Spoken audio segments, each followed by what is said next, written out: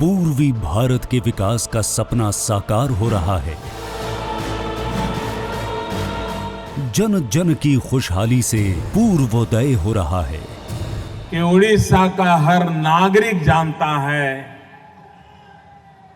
इस पारादीप रिफाइनरी का उनके जीवन में कितना महत्व है। पेट्रोलियम और प्राकृतिक गैस मंत्रालय के अंतर्गत तेल और प्राकृतिक गैस की सार्वजनिक क्षेत्र की कंपनियों द्वारा ओडिशा में कई वृहद परियोजनाओं का निर्माण किया गया है।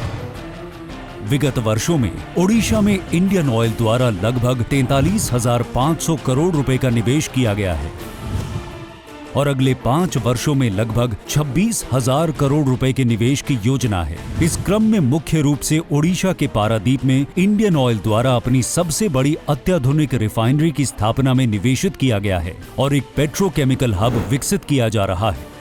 ओडिशा की माताओं बहनों की जरूरतों को ध्यान में रखते हुए प्रधानमंत्री उज्ज्वला योजना के अंतर्गत करीब 47 लाख कनेक्शन के साथ एलपीजी कवरेज वर्ष 2014 के 22% से बढ़कर अब 81% हो गया है। फरवरी 2019 में इंडियन ऑयल द्वारा पारादीप रिफाइनरी कॉम्प्लेक्स में प्रति वर्ष 7 लाख मैट्रिक टन क्षमता वाला एक पॉलीप्रोपिलीन प्लांट भी आरंभ किया गया है। इंडियन ऑयल द्वारा पारादीप प्लास्टिक पार्क की स्थापना की जा रही है। पेट्रोलियम मंत्रालय के अंतर्गत सार्वजनिक कंपनियों ने मिलकर 500 करोड़ की लागत से एक वृहद कौशल विकास संस्थान की स्थापना की है।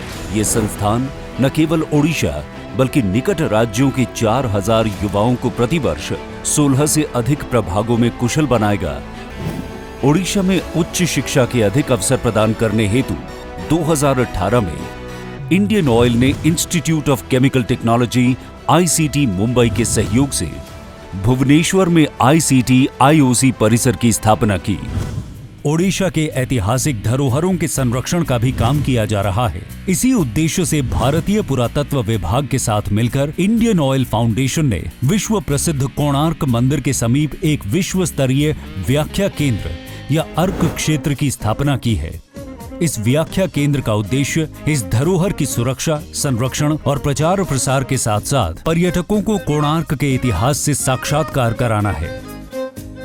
इसके अलावा पाइक विद्रोह के 200 साल पूरा होने के अवसर पर कई समारोह आयोजित किए गए और ओडिशा के खुर्दा में शहीदों के सम्मान में स्मारक स्थापित किया जा रहा है, जिसका शिलान्यास माननीय राष्ट्रपति श्री रामनाथ कोविंद के कर कमलों द्वारा किया गया।